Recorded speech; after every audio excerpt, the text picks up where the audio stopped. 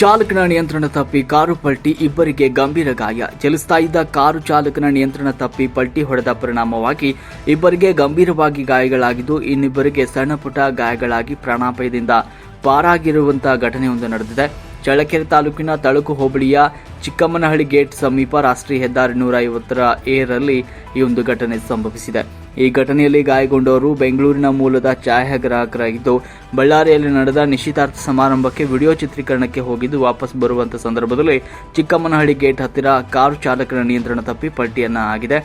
ಈ ಸಂದರ್ಭದಲ್ಲಿ ಈ ಒಂದು ಅಪಘಾತದಲ್ಲಿ ಮನೋಜ್, ಪ್ರವೀಣ್, ಸೃಜನ್ ಹಾಗೂ ರಂಗಸ್ವಾಮಿ ಕಾರ್ನಲ್ಲಿ ಒಟ್ಟು 4 ಜನರು ಇದ್ದು, ಪ್ರವೀಣ್ ಅವರಿಗೆ ತಲೆಗೆ ಪೆಟ್ಟು ಬಿದ್ದು ಚಿತ್ರದುರ್ಗ ಆಸ್ಪತ್ರೆಗೆ ದಾಖಲಿಸಲಾಗಿದೆ. ಬೆಂಗಳೂರು ಆಸ್ಪತ್ರೆಯಲ್ಲಿ ಕೂಡ ಚಿಕಿತ್ಸೆಗೆ ದಾಖಲಿಸಲಾಗಿದೆ. ನಂತರ ಈ ಘಟನೆ ಕುರಿತು ತಳಕು ಪೊಲೀಸ್ ಠಾಣೆಯಲ್ಲಿ ಪ್ರಕರಣ ದಾಖಲಾಗಿದೆ ಅಂತ ಚಳ್ಳಕೆರೆ ಡಿವೈಎಸ್ಪಿ ಟಿ.ಬಿ. ರಾಜಣ್ಣ ಅವರು ಮಾಹಿತಿಯನ್ನು ನೀಡಿದ್ದಾರೆ. ವರದಿ ಹರೀಶ್ ನಾಯಕನಹಟ್ಟಿ.